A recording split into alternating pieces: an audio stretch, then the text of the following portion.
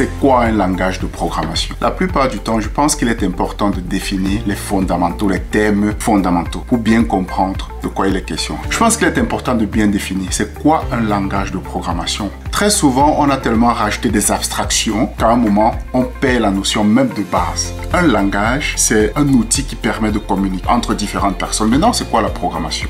La programmation, c'est définir un ensemble d'instructions qui va être exécuté par un dispositif. Et le dispositif, ça peut être soit un dispositif électronique ou ça peut encore être, un humain. Parce qu'on peut très bien définir un ensemble d'instructions qui doivent être suivies par un humain. Ça, quelque part, c'est un peu programmer ces procédures, si on veut. Mais ici, quand on parle de programmation ou alors de programmation informatique, l'idée de la programmation informatique, l'idée, c'est de définir un ensemble d'instructions qui va être exécuté par un dispositif électronique, par une machine, par un ordinateur. Je pense qu'il est important de bien comprendre ces notions de base, le langage de programmation. Donc, le langage de programmation, c'est un outil qui va nous permettre de retranscrire les instructions machines. Le langage de programmation s'adresse ici aux machines, aux ordinateurs, aux appareils électroniques.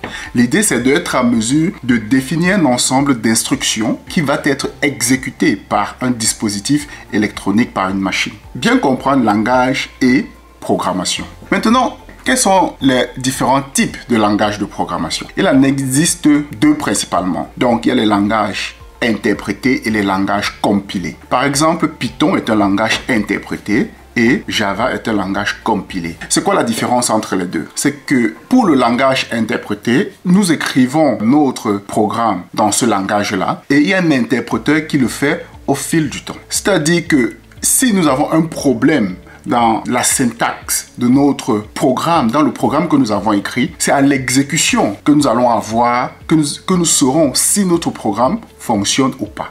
Si nous avons un problème ou pas.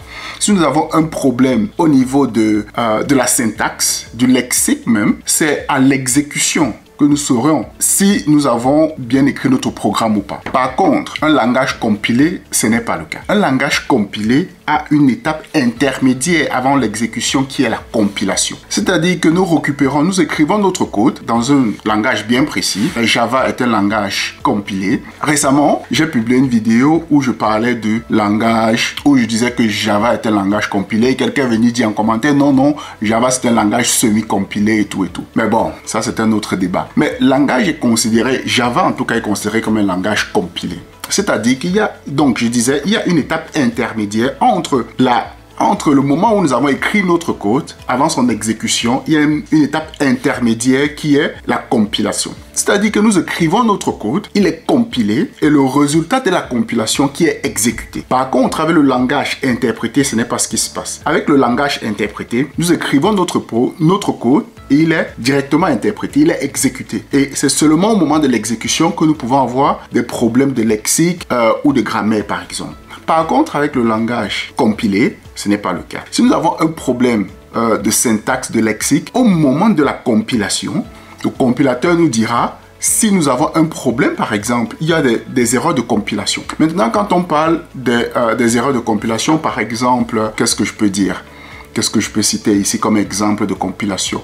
C'est-à-dire qu'on fait une mauvaise syntaxe, par exemple. C'est-à-dire que, supposons, tu veux écrire une boucle et tu écris mal ta boucle ou bien la syntaxe n'est pas bonne. Dans cet exemple-ci, avec le langage interprété, ce n'est qu'à l'exécution du programme que tu auras l'erreur.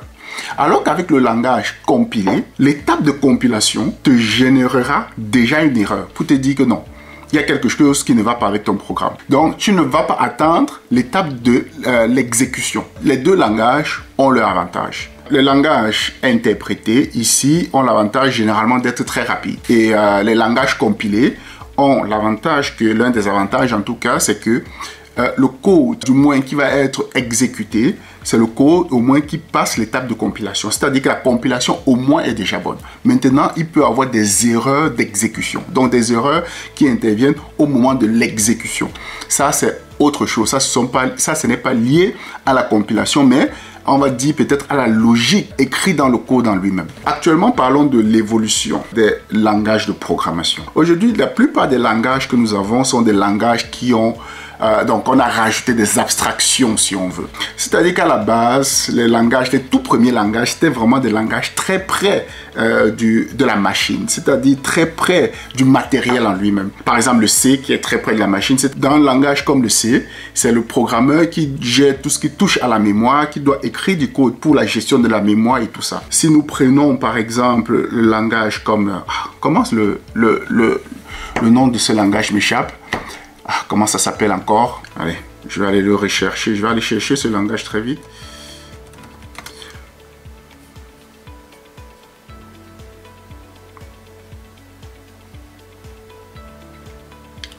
Par exemple, l'assembleur, le langage assembleur. Par exemple, quand on écrit un programme en assembleur, on est vraiment très bas dans les instructions que nous pouvons écrire. Les instructions sont vraiment très élémentaires parce que nous sommes près, le code qui est écrit est près du langage machine. Aujourd'hui, la plupart des langages que nous avons sont des langages qui ont rajouté des abstractions, c'est-à-dire des couches sur ces langages de bas niveau. Le C est un langage de bas niveau. C'est pour ça que le C est très utilisé dans un contexte bien précis, dans certains contextes où on a vraiment besoin de tout ce qui touche l'optimisation de la mémoire. Parce que là, le programmeur a le contrôle sur ce qu'il fait au bas niveau. Et un langage comme Java, par exemple, est un langage où il y a des abstractions. Le langage Java, dans le cas d'exemple ici, le langage Java, le langage Java va dans sa purport intent avec ce qu'on appelle le garbage collector, qui lui va se charger de la gestion de la mémoire. C'est-à-dire que c'est un composant du langage qui va se charger de la gestion de la mémoire. Et là, ce n'est plus le programmeur directement. Par contre, dans le langage C, c'est le programmeur directement qui se charge d'allouer de la mémoire, de réserver de la mémoire pour des objets. Et ce n'est pas le cas pour le langage Java, qui lui est directement géré par le garbage collector. Maintenant, parlons un tout petit peu de la popularité du langage Java. Pourquoi le Java à un moment a été aussi populaire? C'est la question que parfois on peut se poser. À un moment très populaire. Et jusqu'aujourd'hui, il reste populaire. Généralement, quand on rentre dans des langages les plus populaires en termes de popularité et aussi même les langages les plus recherchés par les entreprises ou alors recherchés dans les entreprises, les compétences que les entreprises recherchent dans un langage bien précis, le Java revient toujours. Généralement, le Java est dans le top 3. Dans le top 3 des langages les plus demandés, les plus populaires. Mais récemment, j'ai lu un article qui parlait du fait qu'il y a le langage C++ selon un index donc, qui évalue les langages selon différents critères. Le C++ a dépassé le langage Java en termes de popularité sur l'indice TIOB. Je ne sais pas si on lit TIOB ou TIOB. Donc, selon cet indice-là, qui se base sur différents critères, le C++ a été le langage qui a dépassé Java en décembre 2022. Donc en décembre 2022, ici, donc pas très loin, il y a quelques mois, le C++ a déclassé le langage Java. Donc on voit très bien que le fait qu'on est en train de comparer par rapport au langage Java, on se rend très bien compte que le langage Java a un certain niveau. Parce qu'on ne peut pas comparer, on compare toujours avec des choses qui ont un certain statut. Donc, le langage Java, pourquoi? Donc, la question était de savoir pourquoi de la popularité du langage Java. Pourquoi Java a été populaire? Parce qu'il faut se dire ceci. Avant, quand on écrivait un programme, le programme devait être écrit pour chaque système d'exploitation. C'est-à-dire que nous avons les systèmes d'exploitation les plus populaires ici. Donc, nous avons le Windows, nous avons Linux, nous avons macOS.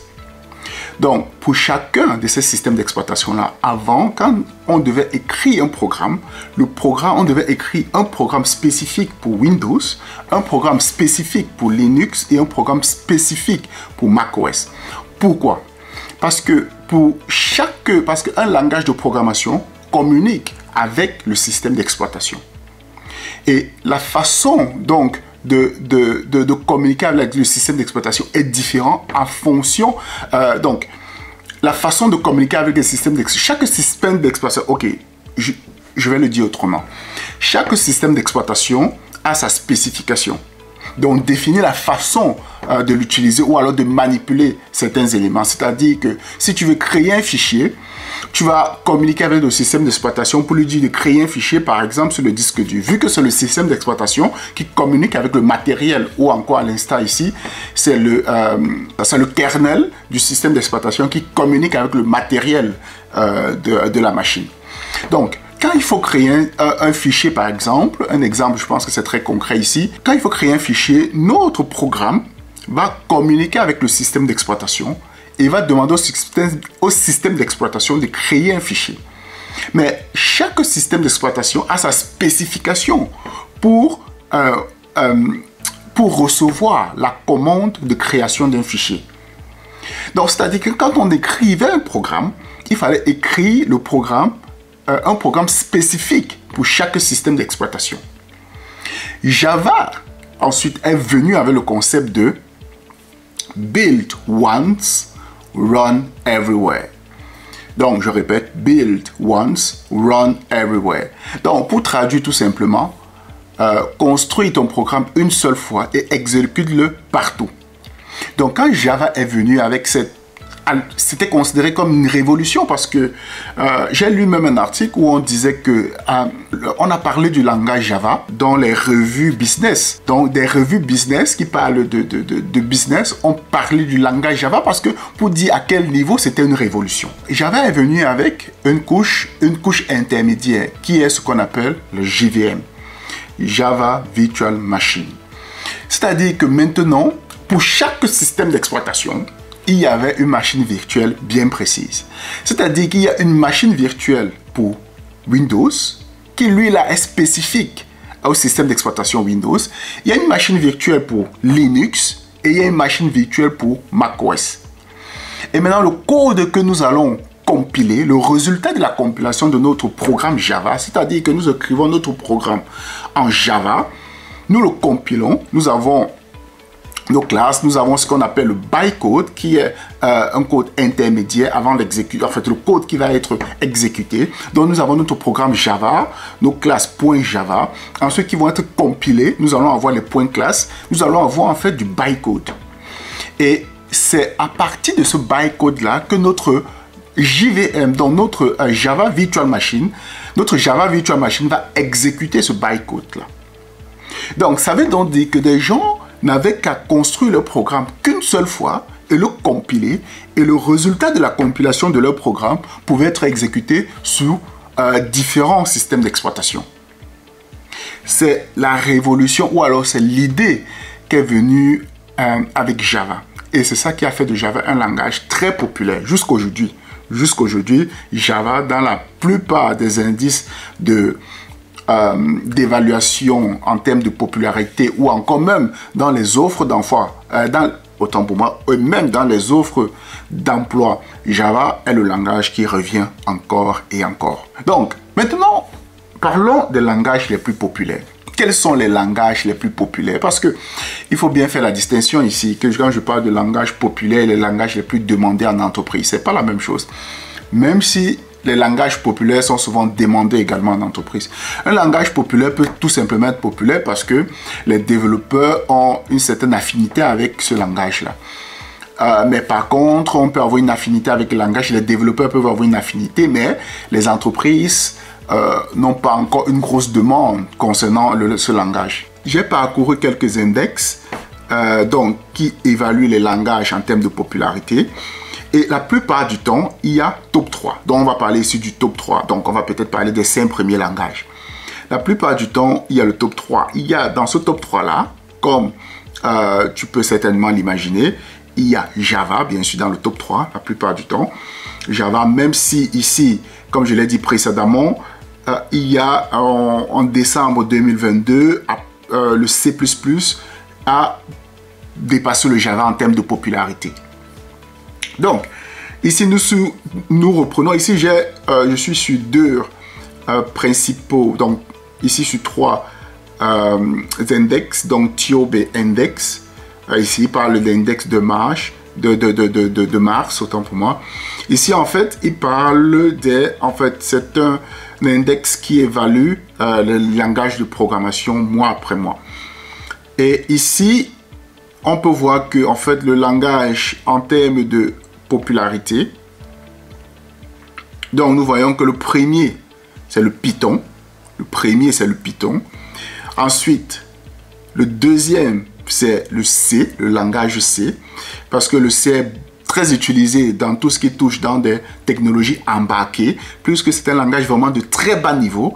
Tout ce qui touche les technologies embarquées, le C est très demandé, le C est très utilisé.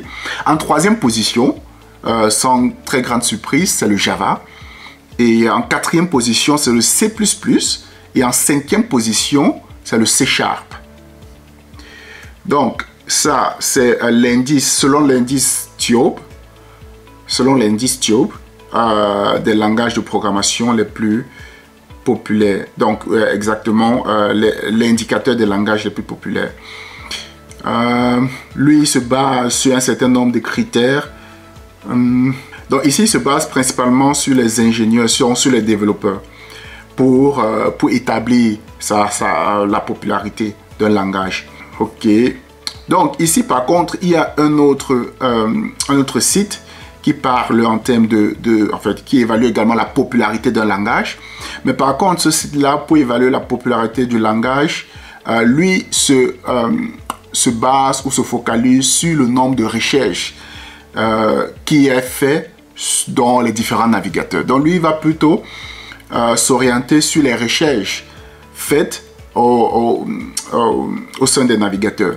Donc ici, pour cet indicateur-là qui s'appelle People, People, PYPL, de toute façon, je mettrai le lien en description. Ici, lui, en termes de popularité, le premier langage, le langage qui est très populaire, c'est le Python. Python est très très populaire. Donc ici, le deuxième langage, c'est le Java. Le troisième, c'est JavaScript. Parce que JavaScript, ici on va dire, c'est carrément un tout petit peu l'évidence. Parce que le JavaScript, c'est le langage du web. Et aujourd'hui, nous savons que tout ce qui touche le développement web est dominé par le JavaScript. Le développement web est dominé par le JavaScript. Et l'avantage du JavaScript aujourd'hui, c'est que le JavaScript permet, au départ, le JavaScript ne permettait que l'implémentation ou le développement des interfaces utilisateurs. Mais aujourd'hui, avec le JavaScript, on peut à la fois développer nos interfaces clients, nos interfaces utilisateurs et aussi en même temps développer l'exécution côté serveur. Nous pouvons également écrire du programme qui va tourner côté serveur. Donc, c'est-à-dire qu'avec un seul langage, qui est le JavaScript, nous pouvons faire un développement full stack en fait. Donc, réaliser nos écrans, développer, écrire notre logique métier qui va tourner côté serveur avec, à l'instant ici, Node.js qui va nous permettre d'exécuter le JavaScript côté serveur, qui va également pouvoir communiquer avec une base de données. Donc ensuite, en quatrième position, nous avons le C, C++. Vous voyez, donc le C reste toujours, selon les deux indicateurs, C, C++ est toujours dans le top 5, quoi. Le C, donc le C, c'est vraiment un langage très demandé. Et en cinquième position vient le C#. Et ici, on va rajouter, en sixième, c'est le PHP. Donc, cet indice qui juge la popularité se base principalement sur les recherches qui sont faites au sein des navigateurs. Ici, il y a un autre article qui parle, par exemple, des langages les plus demandés par les employeurs. Donc, nous allons passer ici à la prochaine étape, qui sont en fait les langages les plus demandés par les employeurs, par les entreprises, tout simplement. Donc, ici,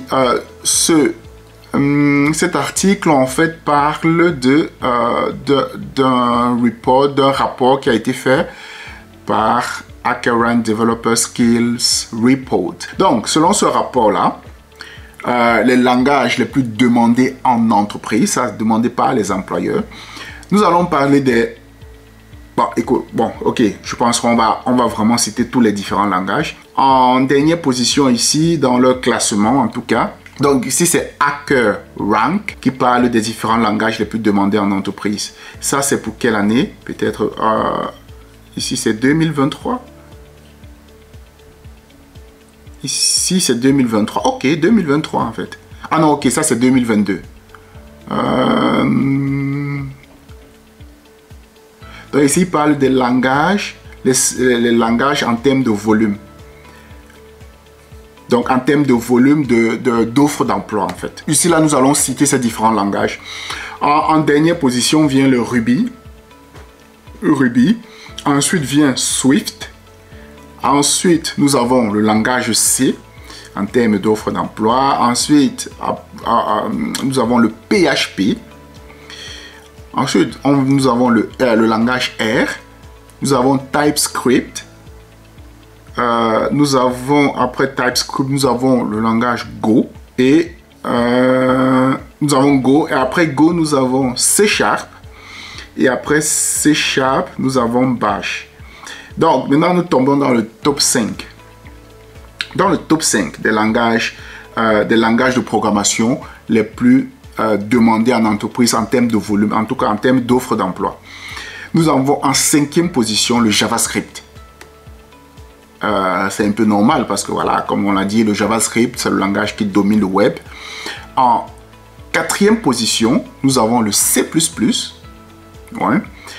En 3e position, nous avons SQL, Structure Query Language. Donc, c'est un langage qui permet l'interrogation des bases de données.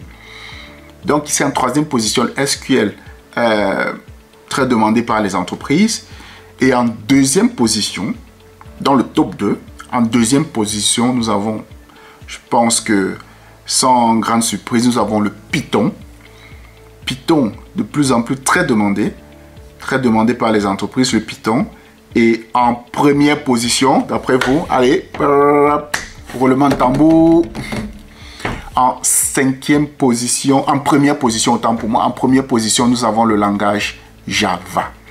Java, en termes de volume d'offres d'emploi, Java est le langage le plus demandé en entreprise. Quel est le langage pour débuter en programmation informatique? Déjà, je vais dire pourquoi je vais choisir ce langage. Je vais choisir ce langage parce qu'aujourd'hui, peut-être que mon idée est un tout petit peu biaisée puisque moi-même je suis un peu orienté développement web. Peut-être que voilà, mon avis est biaisé. Je dirais qu'aujourd'hui, l'industrie logicielle est très dominée par le web. La plupart des entreprises sont en train de migrer vers le web. Les entreprises qui ont des applications, on va dire des applications desktop, des applications low, des mainframes, toutes ces entreprises, la plupart en tout cas de ces entreprises-là, sont en train de migrer vers le web ou encore offrent la possibilité d'utiliser leur application via le web. Donc, le web aujourd'hui domine quelque part l'industrie du logiciel. Comme je l'ai dit tout précédemment, quel est le langage qui domine en fait le web? C'est le JavaScript. Donc pour moi, je dirais ici que le langage que je recommanderais pour se débuter ou pour se lancer en programmation, c'est le JavaScript. Le JavaScript, dans un premier temps, te permettra de réaliser les interfaces utilisateurs. Et l'un des avantages de commencer même à travailler, à commencer la programmation en réalisant des interfaces utilisateurs, c'est qu'on a du concret très rapidement. Quand généralement on développe des applications serveurs, en fait, on ne voit pas le résultat très rapidement. Le résultat n'est pas visible, ce n'est pas visuel. Alors que quand on développe des interfaces, en fait, qu'est-ce que j'ai dit précédemment? Quand on développe des interfaces, en fait, quand on écrit du code serveur, on ne voit pas le résultat de notre travail très rapidement. Par contre, quand on écrit du code qui va s'exécuter chez le client ou alors les interfaces utilisateurs, généralement, on le voit très rapidement, on voit le résultat. C'est-à-dire que quand tu travailles sur tes interfaces utilisateurs, quand tu développes tes interfaces utilisateurs, quand tu modifies quelque chose, tu le vois directement sur ton interface web. Et je pense que c'est quelque chose de motivant. Quand on peut voir en fait notre évolution ou alors quand on voit ce que nous construisons, quand nous voyons que on modifie ceci, ça a tel impact, c'est motivant parce qu'on peut voir l'évolution de ce que nous sommes en train de faire. Et je pense que en ayant une évolution ou alors un retour, un feedback rapide sur ce que nous faisons, ça nous motive d'aller davantage un peu plus loin. Donc moi je recommande vraiment le JavaScript déjà parce qu'il te permet de développer des interfaces utilisateurs. Dans mon cas, j'ai plus d'expérience dans le langage Java. J'ai fait le Java durant mes études, voilà, ce qu'on appelle durant mon bachelor, durant la haute école, ensuite même à l'université, j'ai fait du Java. Donc, j'ai plus d'expérience dans le langage Java. Par contre, voilà, avec l'observation du JavaScript, déjà, peut-être une petite parenthèse, c'est que quand j'ai terminé mes études, en fait, quand j'étais en train de terminer mon cycle de master, je commençais à chercher, bien sûr, un emploi. Et je me suis très vite rendu compte que je voyais qu'on demandait toujours une certaine expérience dans le fait de développer des interfaces graphiques, c'est-à-dire des interfaces web, des interfaces utilisateurs. Et c'est comme ça que j'ai commencé à apprendre le JavaScript. Durant ma formation, je n'avais jamais appris le JavaScript. Durant toute ma formation. Déjà, une petite talonnade à ceux qui croient que voilà, ils se concentrent, pour ceux qui se concentrent exclusivement sur ce qui, comment je vais dire, qui se concentrent exclusivement sur ce qu'ils font à l'école. Il faut mettre ça de côté. En fait, pas qu'il faut mettre de côté, mais il faut toujours être alerte, il faut toujours faire ses recherches et savoir ce que... Et c'est ce qui est parfois un peu bizarre. Hein. Je me suis souvent posé la question, on a parfois l'impression que ce qu'on enseigne à l'école est totalement décalé de ce qui se passe réellement en entreprise. En tout cas, moi, quand j'étais en train de terminer mes études, j'ai très vite compris que, voilà, à plupart, j'ai épluché un certain nombre d'offres d'emploi et j'ai vu que ça revenait toujours d'avoir des compétences en Angular. Donc, c'est comme ça que je me suis mis à apprendre Angular. C'est comme ça que je me suis mis à apprendre Angular. Et Angular, c'est quoi? C'est du JavaScript. C'est du JavaScript. C'est vrai que là, c'est un framework, mais c'est du JavaScript. Mais j'avais principalement mes compétences ou encore mes hard skills, mes core skills, c'était en Java. Donc, j'ai commencé à apprendre du JavaScript. Je me suis mis à Angular. Je pense que c'est parce qu'à un moment, je maîtrisais un tout petit peu le front-end, c'est-à-dire avec Angular, que j'ai pu décrocher mon premier emploi. Donc, je pense que le JavaScript, l'industrie logicielle, moi, c'est mon avis, en tout cas, est vraiment dominée par le web. Et être en mesure de maîtriser le JavaScript qui te permet de réaliser tes interfaces web te donne un très grand avantage, même dans ton apprentissage, parce que voilà, tu fais quelque chose, tu vois directement le résultat, ça te motive d'aller encore plus loin. Donc avant, comme je le disais, le JavaScript était exclusivement tourné, s'exécutait exclusivement côté client, c'est-à-dire sur des navigateurs. Mais aujourd'hui, avec Node.js qui permet d'exécuter le JavaScript côté serveur, avec un seul langage, on est capable de faire toute la chaîne. C'est la raison pour laquelle moi je recommande le JavaScript pour un débutant, pour son apprentissage, parce que voilà, on commence à réaliser des applications, on commence avec les interfaces utilisateurs, on réalise nos interfaces utilisateurs. Quand on commence à plus ou moins bien maîtriser les interfaces utilisateurs, on se dit ok, on va commencer partir avec créer du code, écrire du code qui va tourner côté serveur. Voilà, on a un seul langage qu'on a appris déjà, on va l'écrire côté serveur. Une fois qu'on l'a fait, voilà, notre code doit communiquer avec une base de données, donc on commence à apprendre comment on va faire la communication entre notre application qui tourne côté serveur, comment faire en sorte qu'il communique avec une base de données, et on a toute la chaîne. C'est la raison pour laquelle moi je recommande vraiment pour tout débutant de commencer avec le JavaScript. Et une fois qu'on a eu les fondamentaux de tout cela, on peut commencer avec un autre langage. De toute façon, quand on maîtrise bien un langage, en apprendre un autre n'est pas aussi compliqué parce que la plupart des langages ont les lexiques qui se ressemblent. Voilà, le lexique se ressemble, c'est-à-dire en termes de mots. C'est-à-dire que si tu sais faire une boucle en Java, il y a de fortes chances que tu comprendras très vite comment faire une boucle en JavaScript ou comment faire une boucle en Python. Donc, ça ne sert à rien parce que je sais très bien, quand on débute, on veut tout apprendre. On veut commencer là, parce qu'on entend parler du Java, on se lance sur le Java, on entend parler du JavaScript, on va dans le JavaScript, on entend parler de Python, on va dans le Python. Maintenant, si tu es étudiant, tu n'as pas d'autre choix. Tu es obligé, voilà, de passer, on te donne un projet en Python, tu vas le faire en Python, en Java, tu vas le faire en Java. Mais moi, je recommande vraiment de prendre un langage de programmation et aller vraiment de l'étudier en profondeur. Il est préférable peut-être de choisir le langage qui se trouve parmi les langages les plus populaires. Voilà, il y a le JavaScript, il y a Java, il y a Python. Ces langages-là qui font partie des langages les plus populaires. Choisis l'un de ces langages, mais moi je recommande le JavaScript. Bon, maintenant, c'est vrai que si tu commences avec le Java, tu ne pourras pas réaliser tes interfaces utilisateurs. Avec le Java, voilà, c'est le code qui va tourner côté serveur. Tout simplement, on n'écrit pas, voilà, ça va tourner côté serveur, ou encore tu peux réaliser tes écrans pour des applications desktop avec le Java. Mais bon, aujourd'hui, on est à l'ère du web. Moi, je recommande vraiment de commencer avec le JavaScript. Si tu as aimé cette vidéo jusqu'ici, laisse un like. Dis-moi ce que tu en as pensé en commentaire. S'il y a des sujets que tu aimerais que j'aborde dans une prochaine vidéo, ou s'il y a un tuto bien précis que tu souhaites que je fasse, fais-moi le savoir en commentaire. Merci d'avoir suivi cette vidéo jusqu'à la fin et rendez-vous à la prochaine. Bye bye.